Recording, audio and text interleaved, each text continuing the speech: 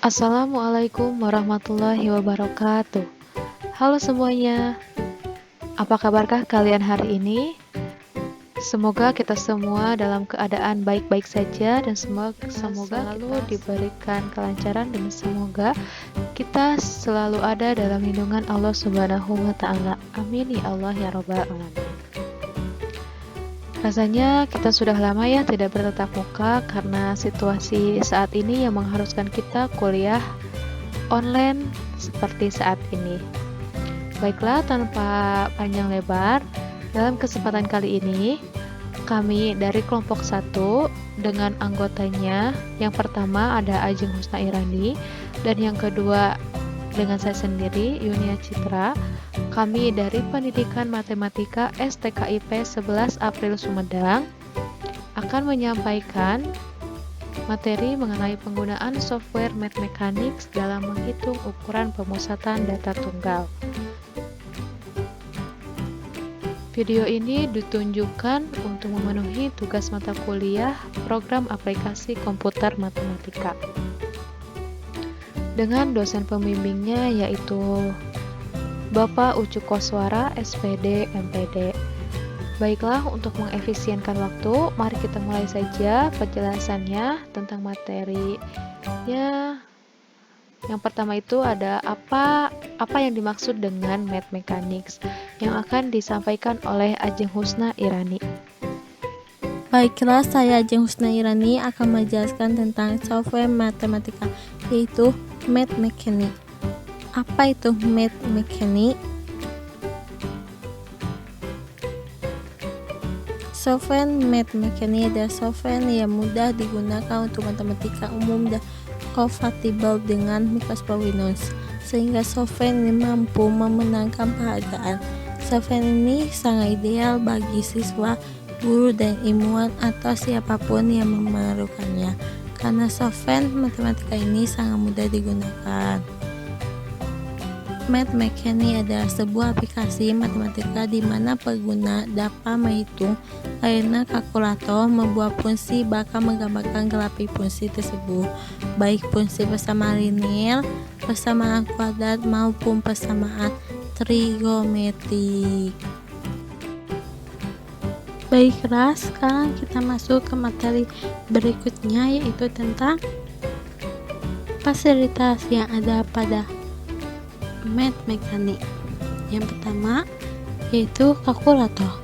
Math Mechanics ini dilengkapi dengan kalkulator ilmiah yang cukup lengkap, operator fungsinya terhadap operator trigonometri, sin, cos, tan, seken, dan lain-lain, logaritma, sum, kalkulator, integral, diferensial, data pusing, dan lain-lain. Di sini ada contoh gambar kalkulator yang ada di dalam Math Mechanics.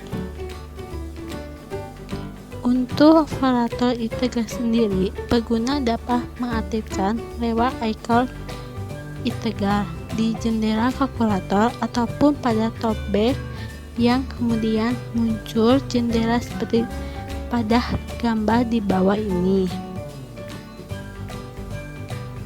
Seperti gambar yang di bawah ini,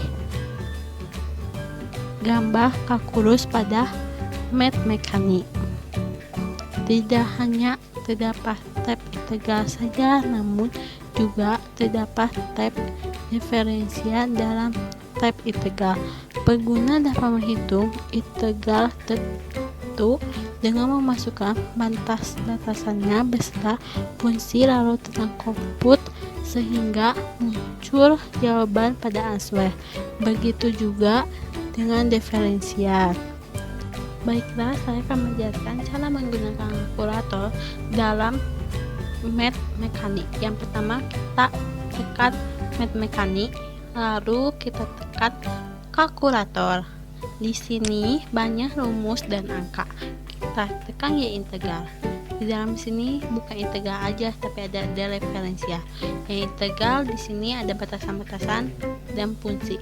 Untuk batasannya kita tulis angka 2 yang atas, untuk yang bawah kita tulis angka 3. Untuk fungsinya kita tulis 8x dikurang 7. Sesudah itu tekan compute, nanti akan muncul jawabannya di Asware. Baiklah, untuk referensian di sini terdapat fungsi variabel start value and value step. Untuk fungsi di sini terdapat f dan kurung x. Kita tulis saja angkanya, yaitu kita menuliskan angka 2 ditambah 3x dikurang 1. Untuk variabelnya yaitu x. Untuk start value-nya yaitu 0, untuk end value-nya yaitu 4, untuk step-nya yaitu 5. Lalu kita tekan compute, nanti muncul jawabannya di sini. Itulah penjelasan cara menggunakan kalkulator dalam software Math Mechanic. Untuk fasilitas kedua yaitu ada fungsi. Dalam dokumen kerja, pengguna dapat mengetikkan fungsi dengan menuliskan f dalam kurung x terlebih dahulu. Sebelum fungsi yang diinginkan, f dalam kurung x hanya berlaku untuk variabel x saja.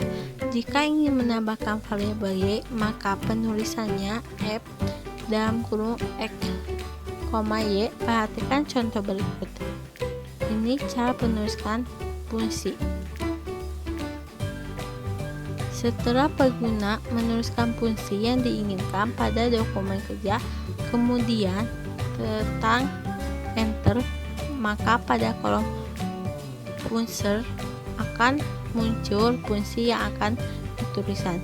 Fungsi yang dapat dituliskan pada dokumen tidak hanya untuk persamaan linear saja, persamaan kuadrat dan persamaan trigonometri juga dapat dituliskan. Baiklah, saya akan menjelaskan cara menggunakan fungsi di dalam Math Mechanic. Pertama, kita tuliskan fungsi di sini yaitu f dalam kurung x sama dengan 6 ditambah x. Lalu kita tekan enter, nanti akan muncul fungsinya di fungsi di sini. Ini itulah penjelasan tentang fungsi di dalam Math Mechanic. Untuk fasilitas yang ketiga, di sini terdapat grafik fungsi. Dari fungsi yang telah ditulis seperti di atas, maka klik kanan pada dokumen, kemudian pilih Show Graph Window atau tekan ikon grafik pada topeng. Maka akan muncul jendela graph tool di mana pengguna dapat mengatur grafik yang diinginkan. Berikut adalah gambar dari tool grafik fungsi pada Math Mechanic. Ini adalah contoh gambar dari jendela graph tool yang ada di Math Mechanic. Baiklah, saya akan menjelaskan cara menggambarkan grafik fungsi di dalam Math Mechanic. Pertama, kita tekan grafik fungsi, tekan OK. Lalu di sini ada grafik fungsi 2D, grafik fungsi 3D. Untuk grafik fungsi 2D, di sini ada fungsi variabel start value and value point, advanced auto point, 2D graph table, graph error, graph f dalam kurung x. Untuk grafik fungsi 3D, tekan yes. Lalu di sini ada fungsi x asli variabel, y asli variabel, start value and value point, advanced 3D graph option, graph error. Terus di sini fungsi manajemen. Di sini terdapat edit, delete, insert, shuffle, clean, have. Itulah penjelasan cara menggambarkan grafik fungsi.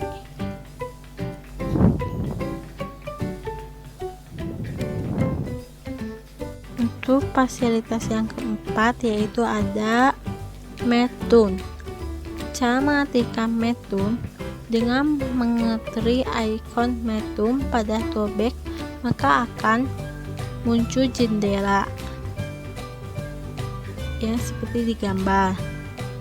Terdapat tab Queen Chart, Flow Fiddle, Matrix, dan Star Phone. Ia memiliki fungsi masing-masing untuk menyelesaikan permasalahan matematika, baik berupa fungsi maupun perhitungan matrik dengan memasukkan persamaan yang akan diselesaikan pada kolom yang sesuai.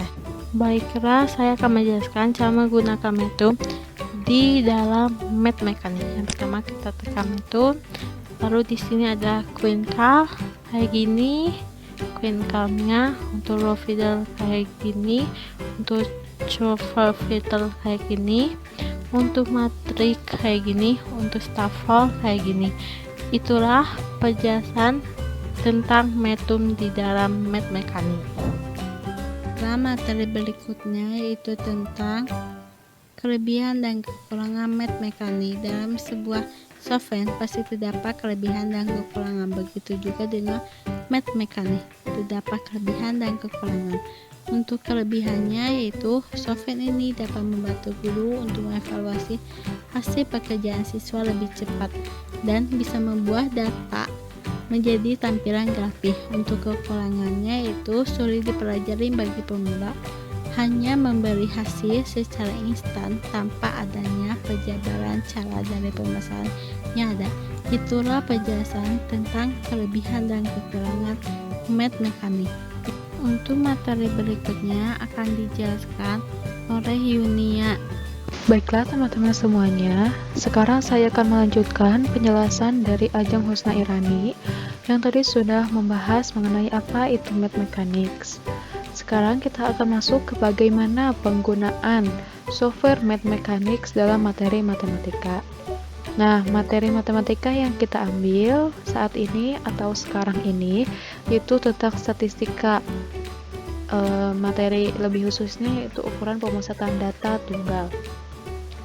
Jadi sekarang kita akan menghitung bagaimana menghitung nilai dari ukuran pemusatan data tunggal dengan software math mechanics. Baiklah, sebelum ke software math mechanics-nya, kita lihat dulu materi yang sudah disajikan.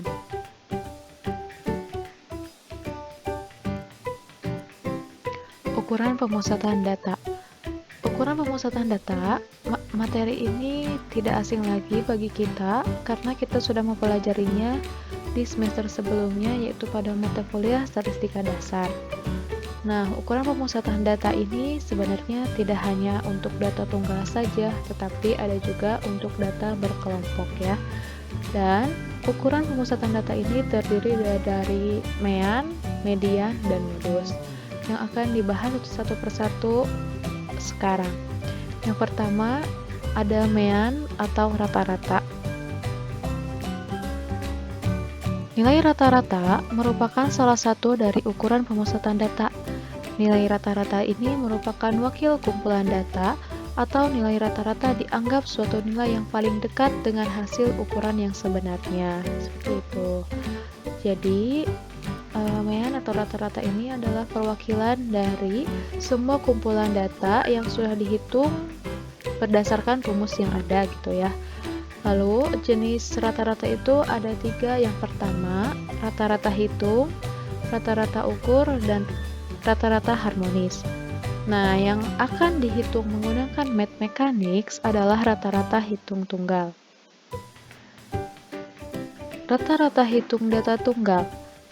Jika terdapat n buah data yang terdiri dari x1, x2, x3 hingga xn, rata-rata hitung data tersebut dapat didefinisikan sebagai berikut.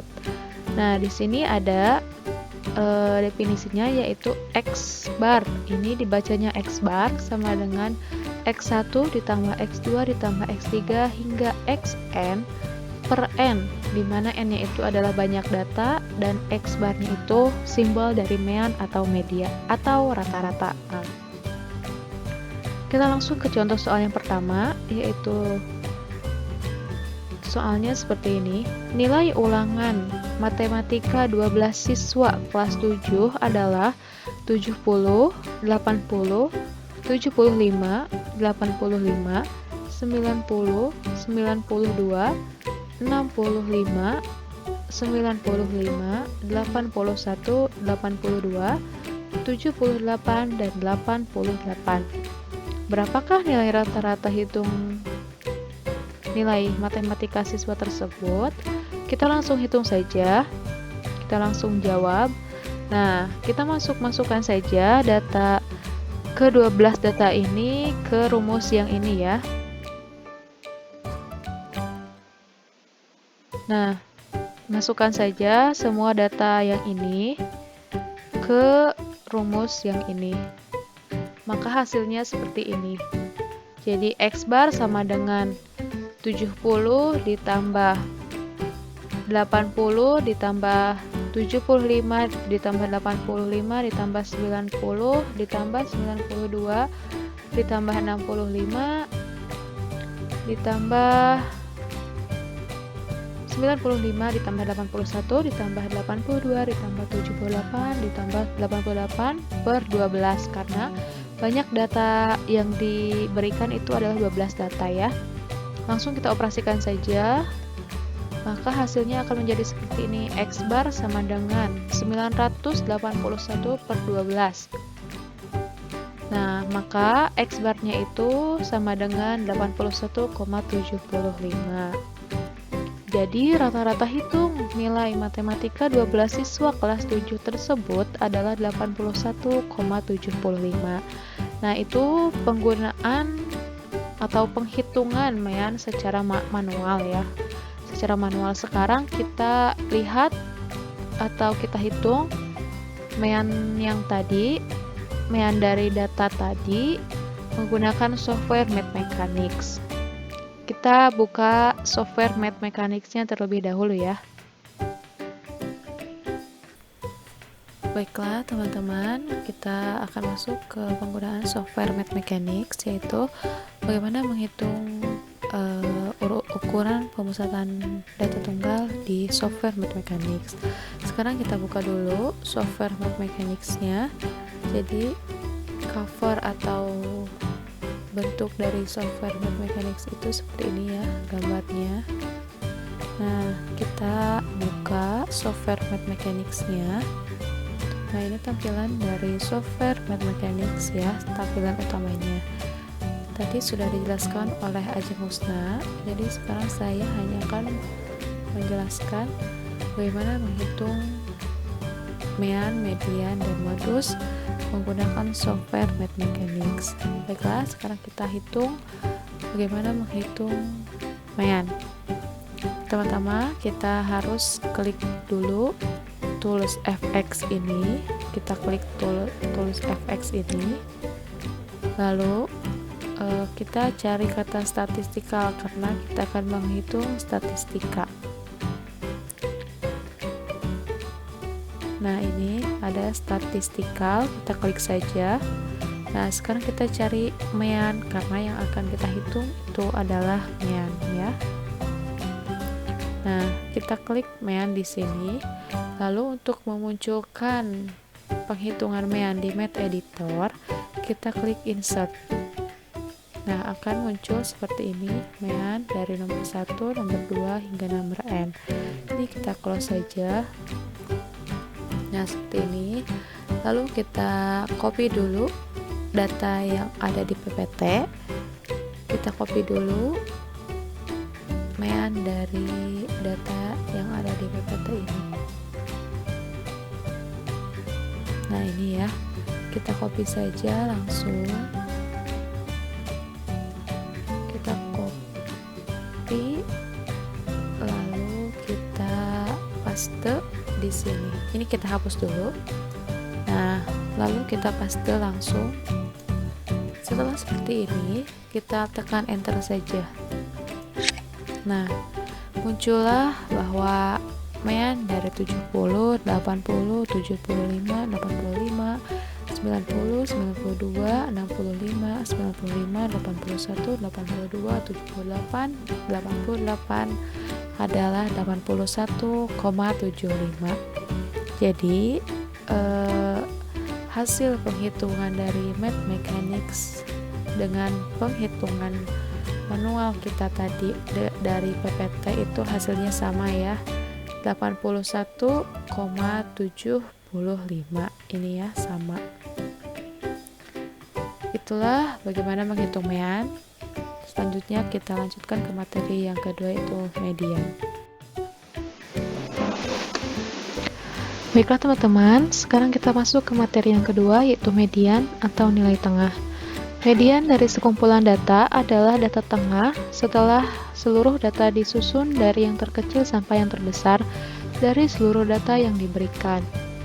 Jadi untuk menghitung median itu, kita harus menyusun dulu data-data yang diberikan dari yang terkecil sampai yang terbesar. Lalu median membagi data menjadi dua bagian yang sama sehingga median disebut juga ukuran letak. Di sini ada cara untuk menentukan di mana letak median. Yang pertama, posisi tengah dari seperangkat data sebanyak n yang telah terurut terletak pada posisi yang ke n ditambah 1/2. Lalu yang kedua, jika n ganjil, maka ada data yang berada pada posisi tengah dan nilai data itu merupakan nilai median. Lalu yang ketiga, jika n genap, maka sebagai mediannya diambil rata-rata hitung dua data yang ada di tengah. Lalu kita langsung ke contoh soal. Tentukan median dari rangkaian data berikut. Kita langsung ke nomor 1 ya. Nomor 1 itu soalnya 7, 8, 9, 3, 4, 5, 6, 7, 10, dan 3. Lalu kita langsung jawab. Pertama, kita harus susun dulu data itu dari yang terkecil hingga yang terbesar. Maka jadilah datanya itu berupa 3, 3, 4, 5, 6, 7, 7, 8, 9, 10. Lalu kita langsung hitung saja di mana letak mediannya. Nah, kita menggunakan rumus n ditambah 1. Karena jumlah data itu ada 10, maka n-nya itu kita ganti dengan 10. Jadi, letak median itu 10 ditambah 1/2. Jadi 11/2 ya, maka hasilnya 5,5. Jadi, letak median itu berada di posisi ke 5,5 atau 5,5 gitu ya, berarti datanya itu berada di antara 6 dan 7. Kita hitung saja langsung mediannya 6 ditambah 7/2, lalu menghasilkan 13/2 langsung. Nah, hasilnya itu adalah 6,5. Jadi, median dari data nomor 1 itu adalah 6,5. Nah, sekarang kita langsung ke penghitungan menggunakan software Mathemechanics. Apakah hasilnya sama atau tidak ya? Mari kita langsung ke software Mathemechanics. Nah, teman-teman, sekarang kita akan menghitung nilai median dari rangkaian data nomor 1 ini ya. Kita buka dulu Mathemechanics-nya. Nah, untuk menghitung median, sama seperti menghitung median tadi, kita klik dulu tools fx ini. Lalu kita sekarang cari statistikal ya. Kita klik, lalu kita sekarang cari kata median. Nah, ini langsung ada di bawah median ya, median. Lalu untuk memunculkan penghitungannya di Math Editor, kita klik insert.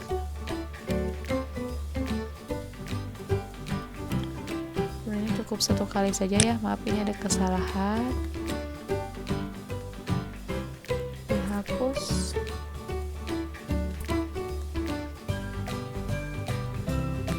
Nah, sekarang kita klik atau copy data dari nomor 1 ini. Kita gunakan saja yang belum disusun dari yang kecil hingga yang terbesar, karena kan kalau yang sudah disusun ini ya hasilnya 6,5. Nah, kita lihat apakah sama nilainya ketika data sudah disusun dengan yang belum disusun. Langsung kita pastekan saja di sini. Nah, lalu kita klik enter. Nah, ternyata hasilnya sama ya ketika data sudah disusun ataupun belum disusun. Hasilnya sama 6,5. Jadi median dari 7, 8, 9, 3, 4, 5, 6, 7, 10, 3 itu adalah 6,5. Seperti itu untuk menghitung median. Selanjutnya kita lanjut ke materi yang ketiga, yaitu modus. Teman-teman, kita lanjut ke materi yang ketiga, yaitu mengenai modus. Modus adalah nilai data yang sering muncul atau yang paling banyak frekuensinya.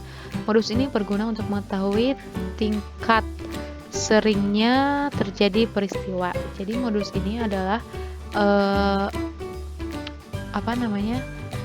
nilai data yang sering muncul gitu, itu dinamakan modus. Nah, serangkaian data mungkin memiliki 2 modus atau bimodal, memiliki 3 modus yaitu trimodal, atau bahkan lebih dari 2 multimodal. Jadi ada beberapa data atau ada beberapa kumpulan data yang memiliki 2 modus, 3 modus, bahkan lebih dari 2 modus gitu ya. Nah, kita langsung ke contoh soal mengenai modus. Tentukan modus dari rangkaian data ini. Ada 7, 5, 8, 9, 5, 2, 4, 7, 5, dan 10. Kita langsung jawab saja. Untuk menentukan modus, kita harus menyusun data itu dari yang terkecil hingga yang terbesar. Maka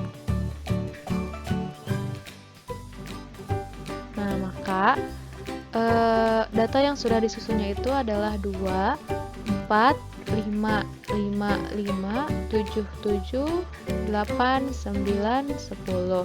Nah, dari sini juga terlihat ya berapa modusnya. Sehingga dari data di atas terlihat bahwa nilai yang paling sering muncul adalah 5. Jadi modus dari data di atas adalah 5. Nah, sekarang kita ke software Math Mechanics untuk menghitung modus ini. Apakah sama jawabannya 5 atau tidak gitu ya? Mari kita lihat di Math Mechanics. Dan kita sekarang akan menghitung modus dari data atau dari contoh soal yang tadi sudah kita lihat ya. Untuk menghitung modus sama seperti menghitung mean dan median tadi. Pertama-tama kita klik dulu fx ini, di tool fx ini kita klik. Lalu kita sekarang cari statistikal. Nah, sekarang kita cari kata mode atau modus. Mode atau modus. Nah, di sini ada mode ya. Kita klik saja mode ini. Nah, untuk memunculkan di Math Editor, penghitungannya kita klik insert lagi. Nah, muncullah seperti itu. Lalu sekarang kita copy data yang tadi. Nah, kita pakai yang belum disusun ya, apakah sama hasilnya dengan yang sudah disusun gitu ya. Mari kita copy ini, lalu kita paste di sini. Nah, selanjutnya kita enter. Ternyata hasilnya sama, yaitu 5.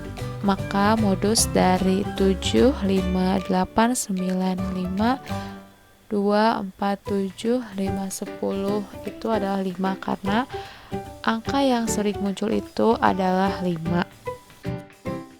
Baiklah teman-teman semua, seperti itulah penghitungan ukuran pemusatan data tunggal menggunakan software Math Mechanics.